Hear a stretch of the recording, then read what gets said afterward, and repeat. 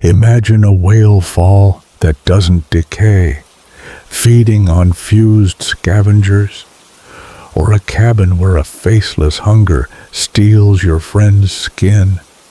In The Whale That Never Died and The Hunger That Wore Our Faces, Heaney and Jacob face Titus, a living corpse and a Wendigo's curse. These eerie tales plunge you into a world where nature turns predator, erasing the line between life and horror. Hello everyone, I'm Dusky Nights, and I bring you real-life horror stories that will help you fall asleep. But before we start, tell me in the comments, where are you watching from, and what time is it right now? Also, don't forget to like this video and subscribe to the channel.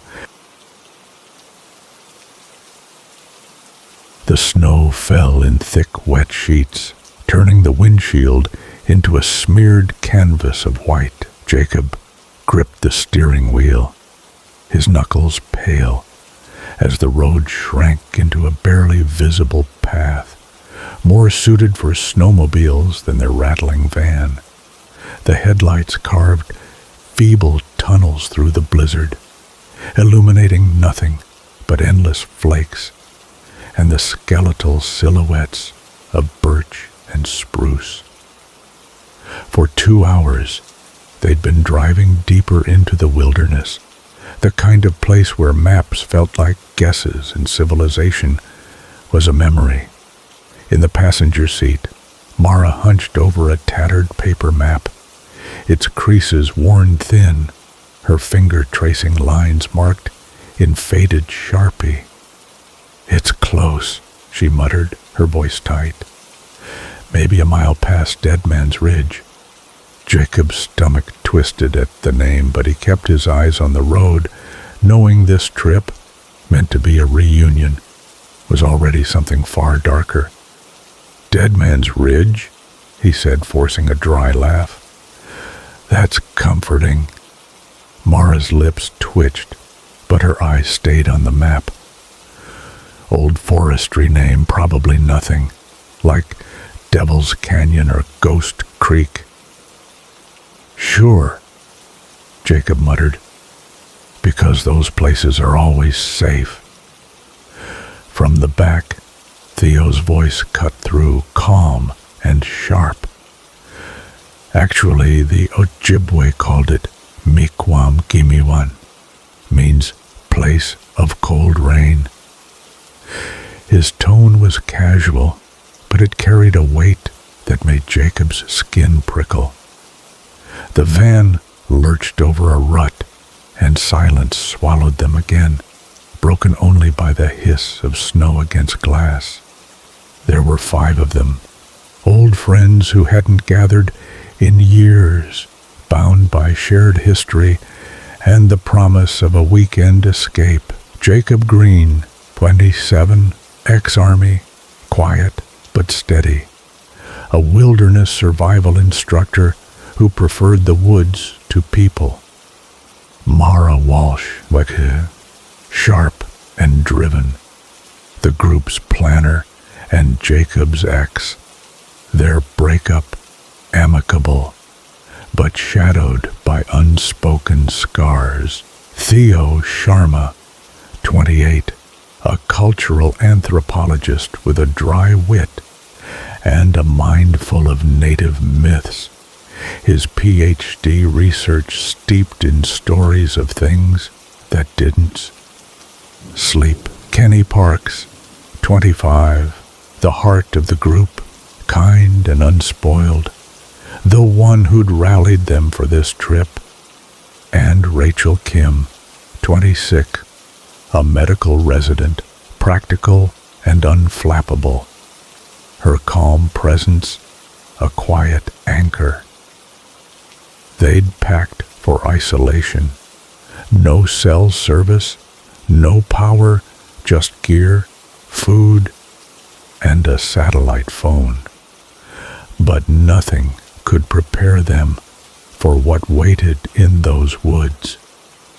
The trailhead appeared just before dusk, a crooked sign half buried in snow. Jacob killed the engine, and the silence hit like a physical force, not just cold, but a void that swallowed sound itself. No birds, no wind, just the soft patter of snow piling on snow. They strapped on snowshoes, harnessed sleds, and checked packs in grim silence. Rachel paused, her breath clouding as she stared at the glowing birch trees. "It's beautiful," she whispered, "like a painting." Mara nodded, but Jacob caught a flicker in the shadows, a tall, still shape between the trunks.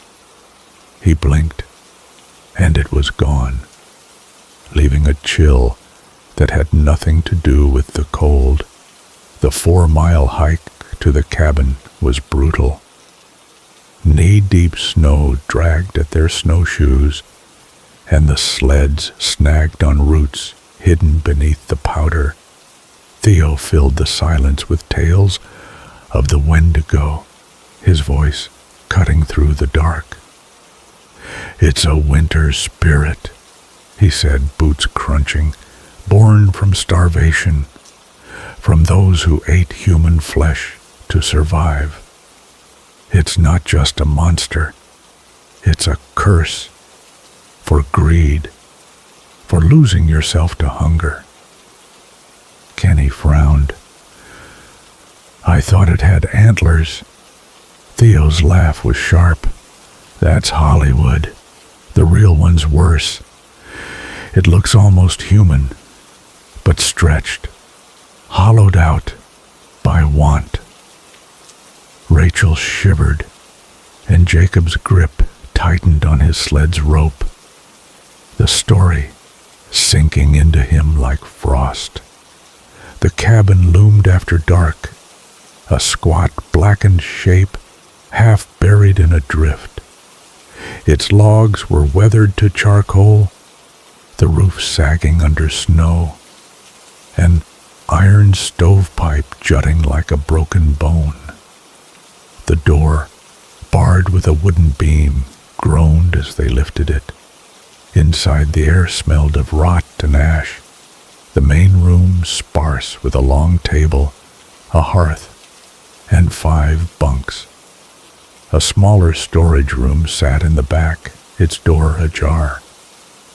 Mara lit a propane lantern, its glow casting jittery shadows. They unpacked in silence. Kenny stoked a fire, Jacob checked windows. Theo scanned dusty trapper's journals left on a shelf. Rachel lingered by the door, her eyes distant. "Feels like we're being watched," she said softly. Jacob didn't reply. He'd felt it too. The fire crackled, its warmth battling the chill seeping through the walls. Outside, the storm sighed, a low moan that felt like fingers brushing the cabin's edges. They ate canned chili from mugs, the clink of spoons loud in the quiet. Kenny tried to lighten the mood. "This is some old-school adventure, right? No phones, no lights, just us and the ghosts." Theo's head snapped up. 5 people, Kenny, not 4. Kenny faltered, laughing awkwardly. "Yeah, my bad." But Theo's eyes were strange, and he stood abruptly, muttering about needing air. Outside, Theo faced the tree line, the lantern's light barely touching the birches. The wind moved high above, but down here, the air was still, thick with something unspoken. He didn't know why he'd corrected Kenny, why the word ghosts had jarred him, but his stomach churned, cold and heavy, like he'd swallowed ice. A crunch sounded to his left. A single step. He turned, seeing nothing but snow and trees. Another crunch behind him. He spun, heart racing. A shape flickered in the distance, tall and gaunt, gone before he could focus. He hurried back inside, his breath ragged, and said nothing. Sleep was fitful, the cabin creaking under the cold's weight. Jacob, bunked by the door, listened for sounds he had learned to recognize in war. Steps with intent, movements with purpose. Something was out there, circling, its presence a pressure he couldn't shake. He dreamed of snow swallowing him, of Mara, blindfolded, whispering, "I'm cold." A gaunt figure replaced her, its eyeless face burning with hunger. He woke sweating, heart pounding. Mara was awake too, her whisper cutting the dark. "I heard something." He checked the door. The bar was in place, but the handle was wet, glistening with melted frost. Morning brought a gray, lifeless light. No birds sang. Rachel was outside, pacing the perimeter like a soldier. "Theo's off," Mara said over breakfast, her eggs untouched. "He was muttering in his sleep." Jacob nodded, but before he could respond, Theo emerged, pale and silent, eating straight from the pot. "Cold eats through you," he said unprompted. "Gotta keep it from your bones." The room stilled. Rachel paused, lacing her boots. "What's that mean?" Theo blinked, as if waking. "Just a saying." Jacob didn't buy it. He grabbed his rifle. "Let's check the traps." There were no traps, but he needed Theo alone. In the thigh-deep snow, Theo lagged, his steps unsteady. He stopped by a tree, pointing to a carving beneath the frost. A vertical slash with two crooked arms, like a twisted figure. "Cree warning," he whispered, "for cursed places, where the hunger lives." Jacob's pulse quickened. His radio crackled. "Jake, we found something," Mara's voice gasped. They raced to her, finding Rachel slumped against a cedar, half frozen, eyes vacant. Her coat was unzipped, boots gone, hands raw with frostbite. No tracks, no struggle, just her, placed like an offering. They carried her back, but Jacob knew they'd brought something else inside too. Rachel's pulse steadied by the fire, but her eyes stayed empty, locked on some inner horror. That night she screamed, clawing her stomach. "It's inside me," she sobbed. "I saw it, wearing his face." She collapsed, whispering, "It wears faces." They watched in shifts, but the storm grew fiercer, howling like grief. Knocks came at midnight, soft, deliberate, too high for branches. Jacob heard his mother's voice, dead 8 years, whispering, "Open the door." Rachel sat up, eyes wide. It becomes skin. She slumped back, unconscious, as the knocks faded. By day 4, the storm was alive, pulsing with intent. They boarded windows, dragged bunks to the hearth, and set rules. No one goes out alone, no answering voices, no opening the door. But Theo was unraveling, whispering to himself, his eyes too wide. On day 5, Mara spotted smoke, a thin gray plume half a mile out. Jacob, Mara, and Kenny followed it, leaving Rachel and Theo behind. The smoke led to a lean-to, its fire pit smoldering with a meaty stench.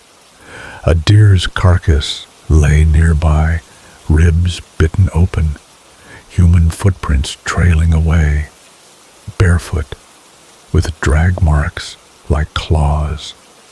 Kenny vomited. Mara's voice was grim. It wasn't just walking, it was hunting. Back at the cabin, the door hung open. Rachel was gone. Theo stood inside, barefoot, soaked, smiling faintly. "She heard it too," he said. "They found her hanging 30 feet up a tree, limbs twisted, the Cree word kisagiwayo, possessed by hunger, carved into her chest." Her face wasn't hers anymore. They sealed the cabin, but Theo stopped responding, crouching by the fire, hands burned, muttering, "The cold burns what's human." By morning he was gone, vanished without a trace, the door still barred. Kenny snapped that night, carving "Te Nitawen, I desire it," into the fireplace. He stabbed Jacob's arm, hissing, "It has holes where faces were." Mara tackled him, and they tied him in the closet. He screamed, then fell silent. At dawn, he was gone, the cord intact. Nina Wasimin, I am hungry, etched into the wall. Jacob's wound festered, infection spreading. Mara insisted on the watchtower 5 miles north. They packed what remained and left the cabin, a tomb behind them. The tower was a rusted skeleton, its trapdoor ajar. Inside they found cots, a dead radio, and a 1993 journal describing a ranger hearing his dead wife's voice. The storm raged, lightning without thunder tearing the sky. Jacob's fever worsened, his arm a map of red lines. Mara lit a flare at midnight, its glow revealing a thin, faceless figure in the trees, pointing at the tower. It didn't move for hours. Jacob collapsed, waking to Mara's screams. The trap door was open. A gray, bark-like creature crouched inside, speaking with Rachel's voice. Mara shot it, and it vanished into the dark. At dawn, the storm stilled. A charred pine stood outside, Kenny's eyeless body hanging from it, surrounded by familiar faces.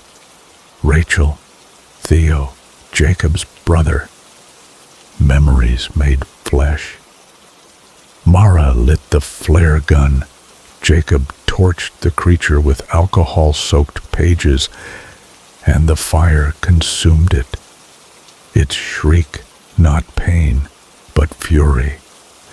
The figures burned, the tree collapsed, and the bones lay clean in the ash. They walked south, rescued 2 days later, their story reduced to exposure and madness. But Jacob still hears breathing under the floorboards, a hunger that remembers him, waiting in the quiet places. The ocean is a world that gives and takes, where even death feeds life. A whale fall is proof of that. A massive corpse sinking to the sea floor, nourishing countless creatures as it decays. But the whale we called Titus, the one I've spent months studying with my team, isn't following the rules. It settled in shallow waters, far from where it should have been, and what started as a routine research project has become a nightmare that's pulling us apart, piece by piece. It was January when we began, a team of marine biologists, me, Demetriou, Reynolds, and Barden, stationed on a research vessel off the coast. Titus was a gray whale, its carcass stranded in waters barely deep enough for a dive, a rarity we attributed to disease. Maybe it veered off its migratory path, sick and disoriented, before sinking to rest among the crabs and worms that would claim it. For weeks, we watched the usual scavengers arrive: sharks, seals, crustaceans, documented by our submarine and ROV, Mercutio.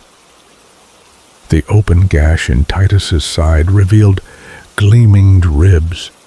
One eye was a mangled pit, the other staring blankly into the abyss. Everything seemed normal, predictable, until the decay stopped. It wasn't just slow. It halted. Titus didn't shrink, didn't break down. The scavengers didn't leave either. Sharks, crabs, even seals stayed, their mouths locked onto the whale's flesh, fused in a grotesque communion. Yet the carcass remained intact, its size unnervingly constant. Demetriou, ever the pragmatist, blamed a parasite. "It's messing with the scavenger's behavior," she said, her voice sharp with certainty. "They're not eating. They're just stuck." But Reynolds, quieter, more intense, saw something else. "It's grown," she said one night, her eye fixed on the lab's monitors. We laughed, thinking she was exhausted, hypnotized by the sea's strange pull.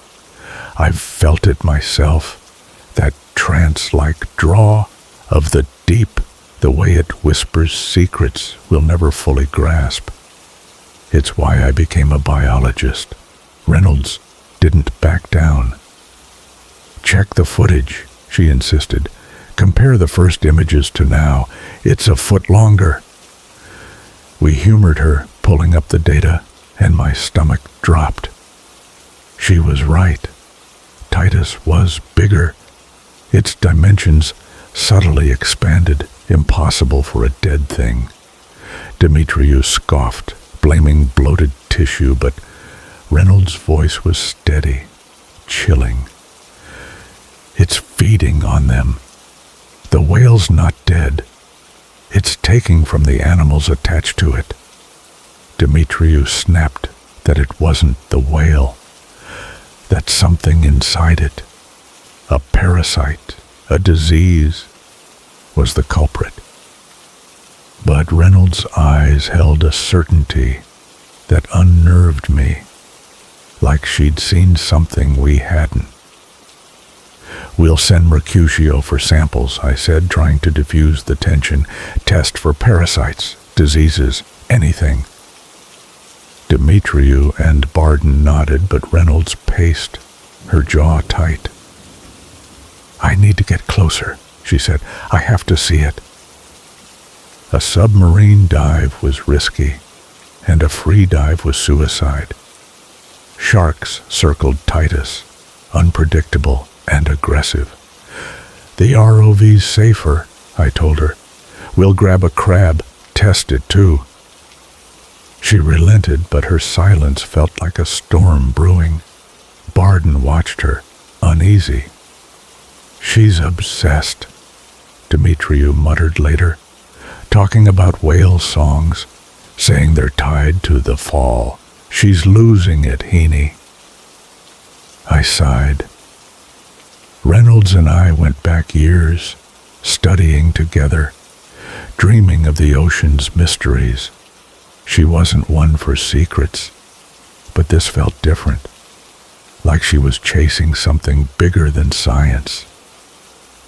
By midweek, we boarded RV Sylvia, our research vessel, to deploy Mercutio. The control room buzzed with nervous energy, Demetriou piloting the ROV while Reynolds stared at the monitors, her face unreadable. Titus filled the screens, a grotesque tableau of scavengers writhing over its flesh. They should be starving, Barden said, breaking the silence. Some should have died by now. Demetriou shrugged, her confidence brittle. Symbiosis. The parasites drain them slowly, then replace them with new scavengers, smart hiding spot. But her eyelid twitched, betraying her doubt.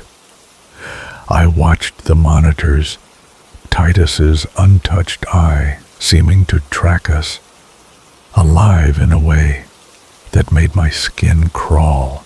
Mercutio's arms extended, scraping meat from the ribcage. The scavengers stirred, not fleeing, but watching, their movements eerily coordinated. They're curious, Barden said, but his voice trembled. Demetriou moved for another sample, and I suggested grabbing a crab. Then 2 tiger sharks lunged, tearing at Mercutio's foam frame with deliberate fury. "Stop moving," I ordered, but the sharks didn't relent, their attacks purposeful. "They're defending it," Reynolds whispered. "Titus knows we're here." Barden snapped at her, but his hands shook, tugging his jacket zipper. Demetriou cursed, pulling Mercutio back. "We've got one sample. Let's go." As the ROV retreated, Reynolds spoke again. "You hear that?" I froze. A faint whale song hummed through the control room, unmistakable. Every face registered it. Demetriou's head twitched. Barden's eyes widened. I tried to stay calm. "It's the local pod," I said. "Nothing new." But the sound felt closer, like it was coming from Titus itself. Barden bolted, shielding his eyes from the monitors. Reynolds touched the screen, as if reaching for the whale. Demetriou glared at me, but I silenced her. Back at the facility, I pulled Reynolds aside. "Tiana, you're scaring people. This talk about Titus being alive, it's not helping." She shrugged, defiant. "It's not just a whale. It's something else, mimicking one, feeding to grow, like anglerfish fusing, but not for breeding, for expansion." I rubbed my eyes, exhaustion clawing at me. "That's a stretch. Demetriou's probably right. Parasites, infection. We'll call disease control if the sample shows anything." Reynolds fidgeted, her voice low. "It's intentional. Whales are smart. Why not this?" I warned her to ease up, but her words lingered, a seed of doubt. Over the next few days, I drafted reports, while Demetriou, Barden, and Reynolds analyzed the sample. Their arguments echoed through the lab, Demetriou's skepticism clashing with Reynolds' conviction. Barton tried to mediate, but I noticed his growing unease, his glances at Reynolds less dismissive. I should have stepped in, but a strange lethargy gripped me. I wandered the shoreline, the whale song louder now, stirring a longing I couldn't name. Early one morning, Demetriou shook me awake. Reynolds and Barton are gone. They took a boat, diving gear, and the sample. My heart sank. She explained their fight the night before, drunken and heated. The sample's tests showed living tissue. Impossible for a dead whale. Demetriou had dismissed it, but Barton sided with Reynolds, urging her to accept the truth. Furious, Demetriou had stormed off, and now they were missing. "They're diving to the fall," she said, her voice trembling. Horror gripped me. "Mercutio's in repair. We'll use the backup ROV." We boarded RV Sylvia with a skeleton crew, the air thick with dread. The stolen boat floated near Titus, empty, its deck dry. "They didn't come back," Demetriou whispered, her face ashen. In the control room, Demetriou lowered the backup ROV, her hands unsteady. Titus appeared, its flesh crawling with the scavengers, and there, among them, were Reynolds and Barton. Their regulators were gone, mouths fused to the whale's hide, limbs twitching in the current. Alive, impossibly, without air. A mariner swore behind me. "Get closer," I said, my voice hollow. The ROV zoomed in, their eyes lifting to the camera. Dull, empty, yet driven by some alien vitality. Their flesh had melded with Titus, one organism, indivisible. The whale's eye followed us, and as the monitors went dark, I swore it moved. Quarantine came swiftly. Government forces swarmed the facility, sealing off the area. Demetriou, the crew, and I were isolated in a guarded hospital, far from the sea, studied like specimens. Titus, they say, is contained, awaiting destruction, bombed or burned when it's safe. Reynolds and Barton are legally dead, a fact slipped to me by a pitying doctor. The scientists here don't understand what we found, only its contagious pull. They watch us, searching for signs of infection. But I know it's more than that. Titus wasn't just a whale. It was a living system, a hive of hunger that claimed anything it touched.